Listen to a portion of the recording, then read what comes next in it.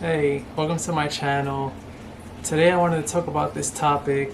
I love this topic.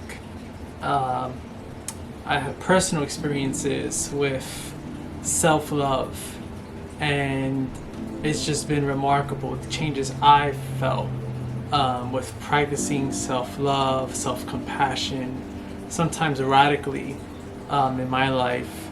And I just wanted to do a video to touch more on this topic, actually committing to self-love and why it's the best love for us. So, this topic, it's really interesting to me. Self-love, how far it could go. Why is it the best love?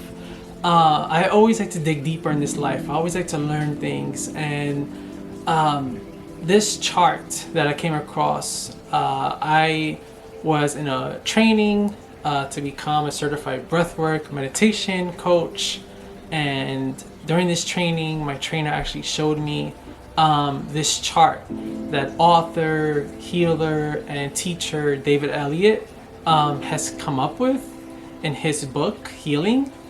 And I love this chart because it really just breaks down why self-love is important, why even feeling that small and simple, like feeling hungry. It's important if you feel hungry to eat. So if you feel no love in your heart for yourself, if you think you're too big, if you think you're not built enough, your physique, you're too skinny, if you just shame yourself all day and you're not liking something about yourself in a healthy range, it's going to affect you. It's going to affect your being, your health, your body, your mind, all of it. And personally, me myself, really doing these practices, changing up my wiring, my behavior patterns, it took me months to start practicing self-love towards myself. And I only share that because it's really hard to commit to actually accepting things you don't like about yourself. In my video, tangible energy, accessing tangible energy to heal yourself with practitioner Mariela, she touched on that towards the end of the video. Practicing self-love, you actually have to commit to your own healing. You have to commit to actually venturing out to remove something that does not serve you. It's that important, even though it doesn't feel like it. So here we go. In the chart, you see self-love, and the starting point is self-love and no self-love. So let's go towards not having any self-love. When you're not feeling that emotion toward yourself, you get into a phase of seeking love. You start to seek love. It could come from a place of extreme manic energy, or you just want somebody, you just want to do something, which could lead to so much regrets. It could lead to guilt, it could lead to shame, it could lead to hate towards the person or towards yourself, more no self-love. It could be aggression. It could be from an aggressive state. You could say the wrong things to a person. It could feed into addictions. That could be sexual, it could be stimulation all around, substances, whatever. You have the ego, so of course you're just going to become this more of this closed up, harsh person. If you don't love yourself, you can't love someone else, because love is profound, it's huge.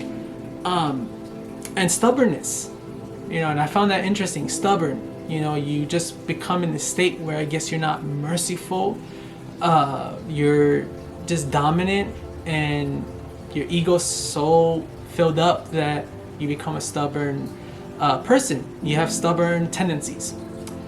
And from that point, if you don't exercise self-love and you don't find healing, you get into the negative emotions. So from there, you're just seeking love. You're on a lovey-dovey rampage, and there's anger there now. You have anger towards yourself because of these failed experiences, these extreme states, aggressive states. There's fear. You don't want to commit to things you want to face in your life. So you're just, having fear to actually commit to trusting somebody, or fear that you're going to hurt somebody. And there's just sadness. You're just feeling sorrowful. You're feeling abandonment probably too. From there comes the illness. That's the next phase of no self-love. You're still seeking love. You can have health conditions, health diseases that just feed in your body. You have these trapped, stagnant emotions that are negative, that is literally clogging up your energy regions in your body, causing illnesses. These energy frequencies that negative emotions emit, besides the chemicals, supposedly it's like a mass. It's just a ball of energy that's just clogging up your system. So it's making your organs and your stuff fail. Sexual abuse, of course, you have the still seeking love, you have the addiction from the seeking love phase. So you get depression, you get sexual abuse, you get chronic pain. There's even more that could happen to you. That's not even in the chart. And from there, it's just dead end. The next phase, you're just at a point where you're still seeking love, but you're not loving yourself. So maybe you're just hooking up with others, whatever it is. That's really dark. It's really hard to hear. It's never too late.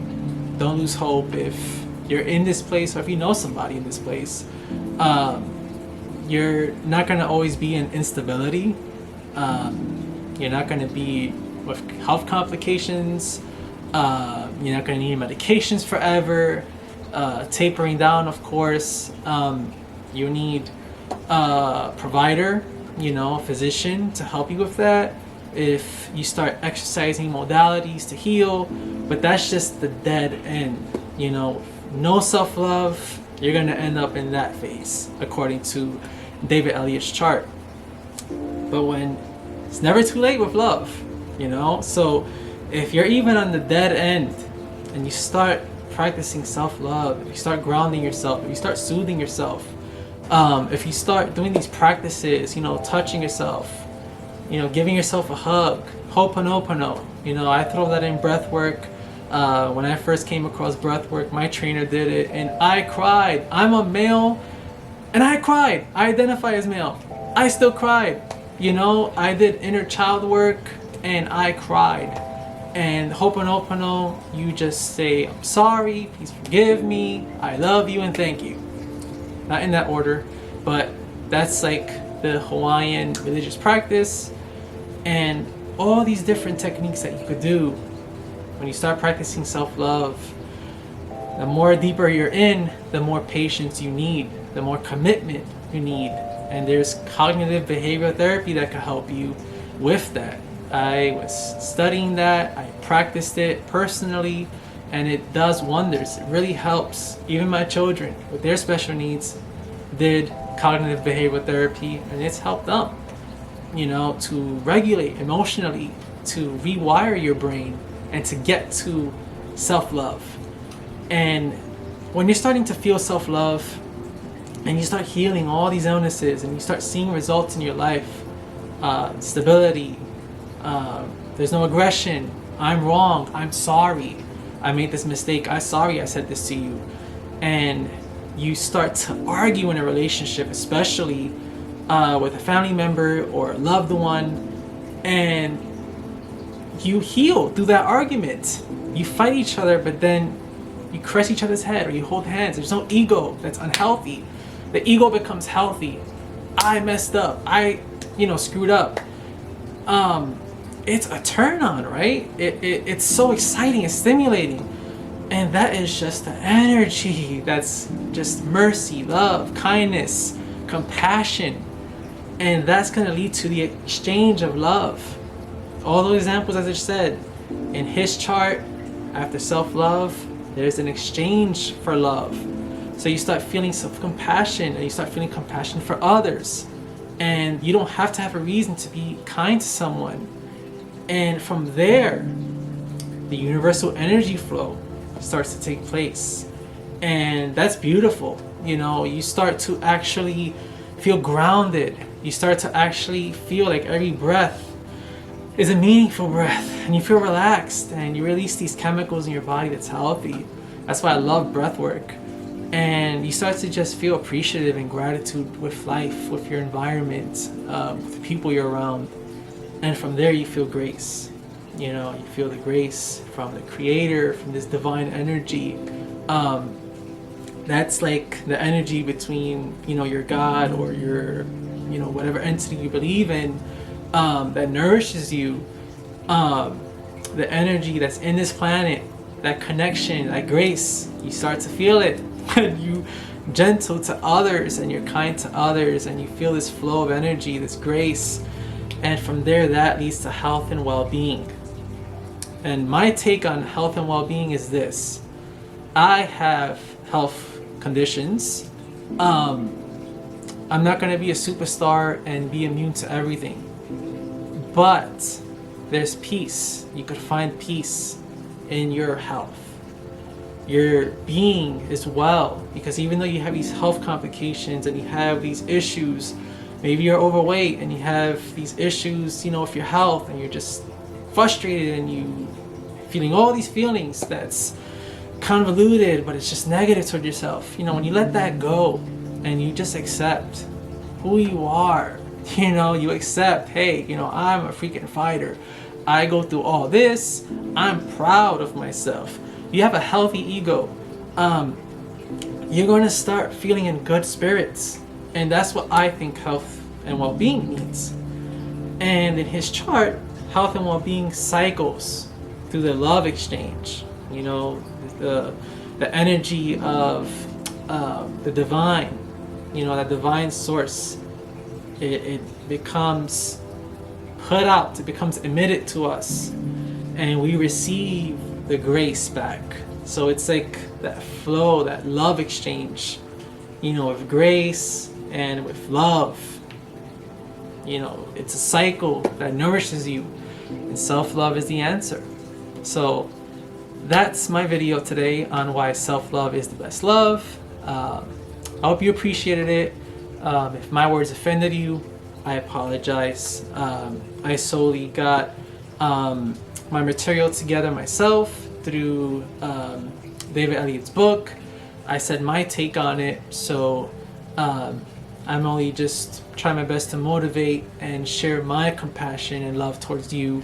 This is my intent of this video, is to actually reach out and to let you know, especially if you're having a struggle, or if you know someone that has a struggle with self-love.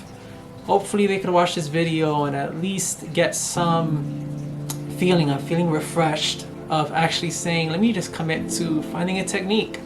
And I'm going to talk more on this topic. I'm going to have a guest again, hopefully, on self-love. So hopefully in that video we could actually share, because I do have it already in my notes, different practices that's a grounding that promotes self-love. So take care. If you appreciate this video, please leave a like. That does help my channel. I only want to grow and reach others, so that helps. And subscribe if you're new. Take care, and I'll see you in the next video. Bye.